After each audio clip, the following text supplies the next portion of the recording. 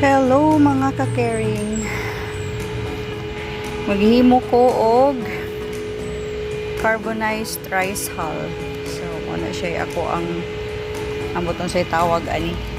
Basta sa YouTube raman sa nako ni siya na kuan. Marag mo ni siya akong panghaw. Kana na siya niya. Di ako magsunod. And then ako mga rice hull na diri nagtapok man ta ni sila pero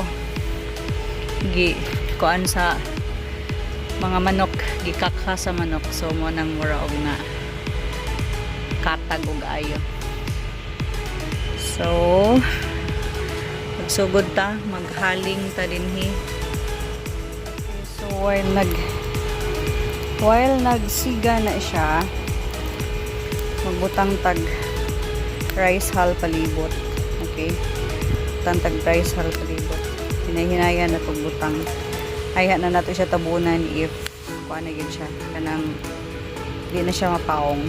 Ang baga di na mapaong. Ang karihaan na siya rice hull sa palibot. So naman ay mga bangag-bangag ang lata. So kana ato na siyang tabunan. Good luck pagtabon na to. Tabunan na to ani. Be, kung kaya ra. Oh my gosh. Oh my God. Atong tarongon.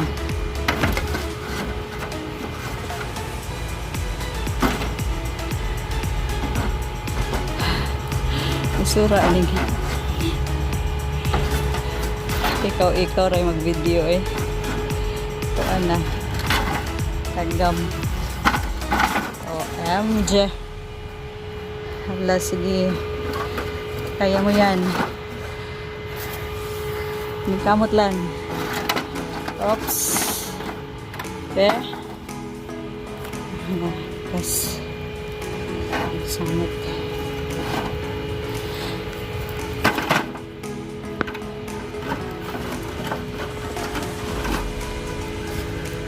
Ay, nako. Tabang. Tabang mga langit. Ay, nako. Stop. Hindi na pwede gunitan kay init na.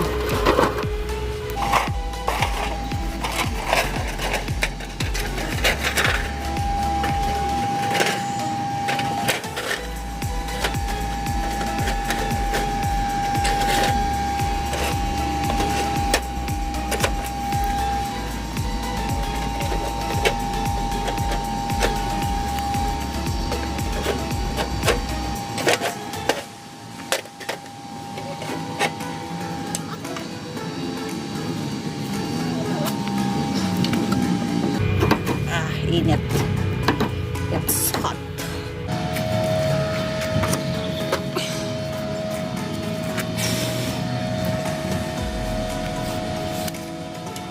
Wait lang guys ha. Hindi good pwede nga isara ka kamot ang gamiton. Nasirado ra gyud. So kana siya ato na siyang i-push. Push na ato siya dito. Tugangan na nato na siya og tugangan na nato na siya og rice hull.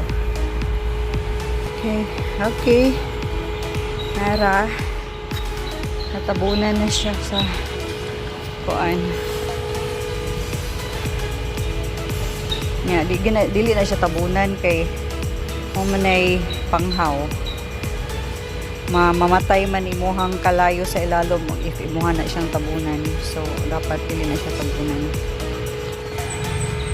So active ang iyang ilalom ka nagsay mag-asok. Active volcano. Update sa itong carbonized rice hull. So pag inaana na nasunog na yung ibabaw, nato na po siyang tabunan. Ito na pong hatungan o Wala na sunog.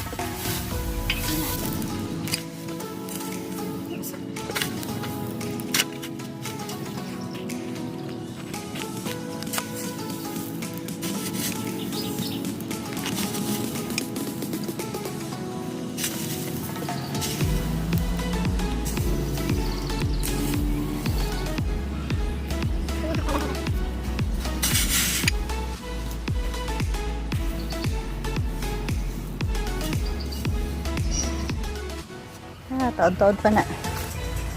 Magampian na taan eh. Kaya hapon ako nagsugod.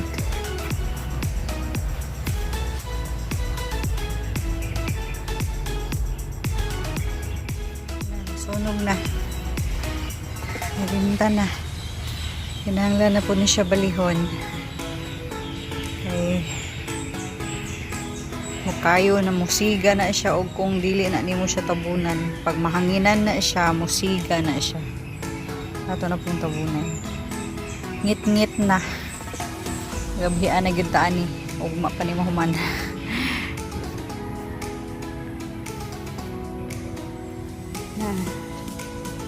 Ako ang gibutangan.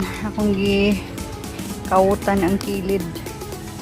Ngayuta kay para dili siya mo abot diri ang kayo kay biyaan ra ba ni nako. Ugma na nako ni tan-awon niya. Okay ra na siya diha og maulanan. Hinay-hinay na siya og kakuan. Kasunog diha. Apil na sagbot.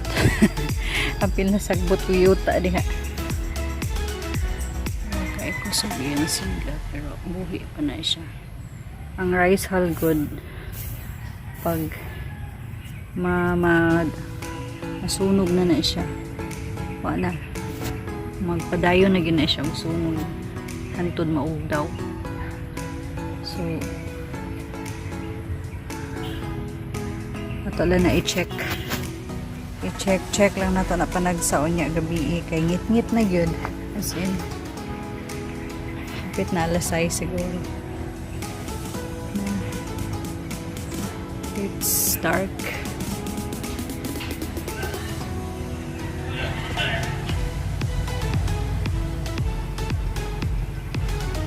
Update ko tomorrow. Hopefully di na siya maugdaw. Good morning. Good morning mga ka-caring.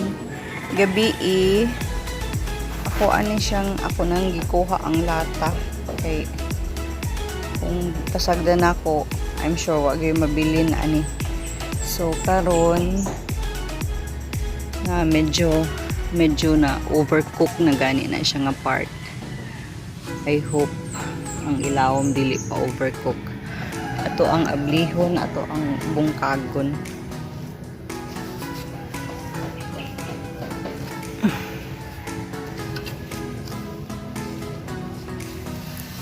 There, oh.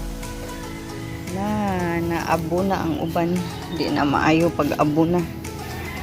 So, ito. Dapat dili siya abo. So, muna, magpadayon din siya og sunog while, basta na siya sa matabunan siya. Pwede na i-cleanser. This is not good. Although naapay masalvage ani niya pero dili siya kaning inani kanang inaana na puti na dili na siya kuan. So kani bubuan na siya og tubig. May pwede gibubuan na ako gabi pa. So muna siya inana ko maging carbonized rice hull. Hapon naman gud ko nagbuhat. Dapat morning man gud ko dapat usually magbuhat kanang inaron. First thing in the morning man gud ko siya dapat magbuhat. Pero ambot nga nung nagbuhat ko gahapon. Hapon naman. Anyway, Ngayon na naon ra ka simple ang pagbuhat sa rice hull. Kaso lang, ang process, lugay lang gid. Pila gid siya ka hours. Anya, imo gid siyang bantayan. So, kanang akong rice hull karon medyo overcooked. Okay. Sige lang. Magamit ka na gihapon. Okay.